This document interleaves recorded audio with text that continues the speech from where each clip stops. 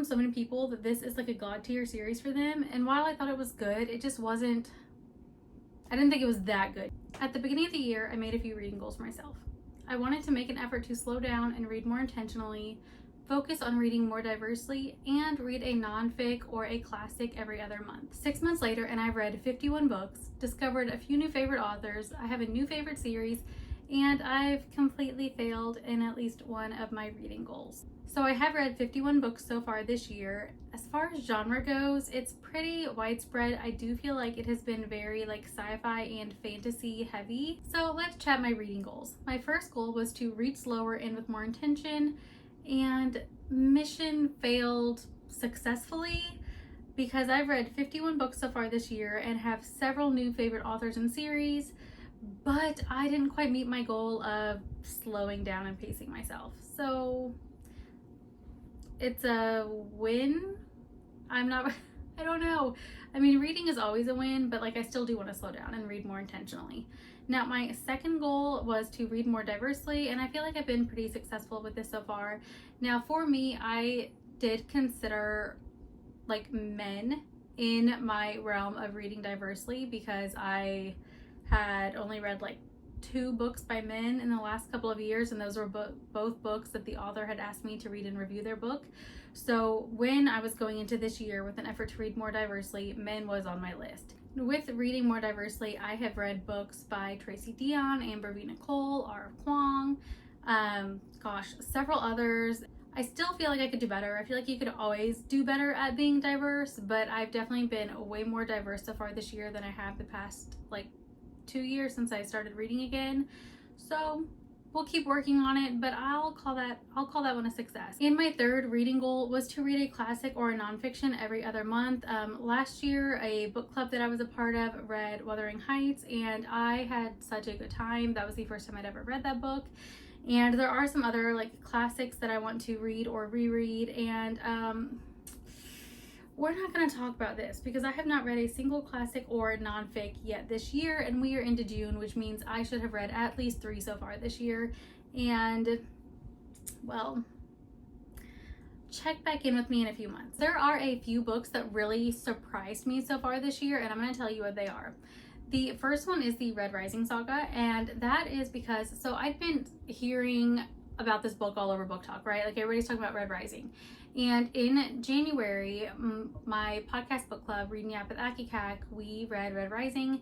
And like the first book, it was good. I gave it, I think, like 3 stars. But I wasn't like super impressed, right? But I was like, you know what? I will go on a book by book basis. And oh my gosh, Pierce really like comes into his own as a writer, and the books get so good. The writing is fantastic. And so that surprised me because after Red Rising, I was like, I'm not sure. And so good.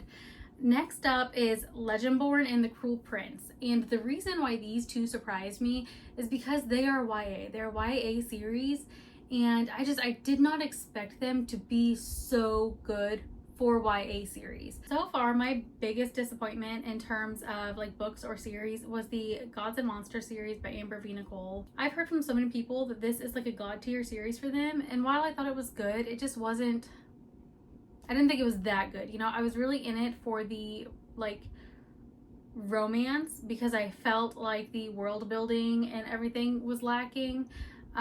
So I can understand why people like it. It just didn't quite hit for me, and that's what was disappointing. Not that the series itself was like disappointing, just didn't meet my expectations after what I had heard from everybody else. So it was good. Like it's a good series. Like it's fine.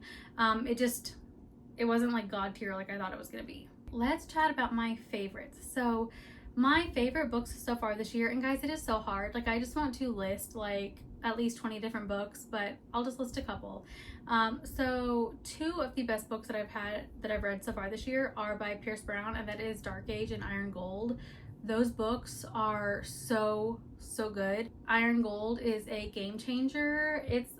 I say it's the ACOFAS of the Red Rising saga because like everything, like the narrative shifts, and it's just, I love it. I love those. My favorite series, you guys are gonna be tired of hearing me say this, but it is the Red Rising saga. That's my favorite series that I've read so far this year.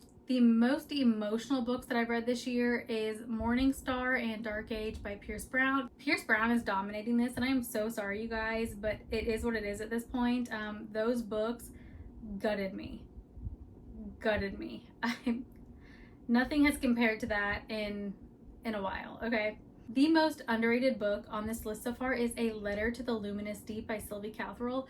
That is so good. It's the first book in a duology, The Sunken Archives, and it is epistolary, so it's written in letters back and forth, but it is so good. Like, oh my gosh, it's so underrated.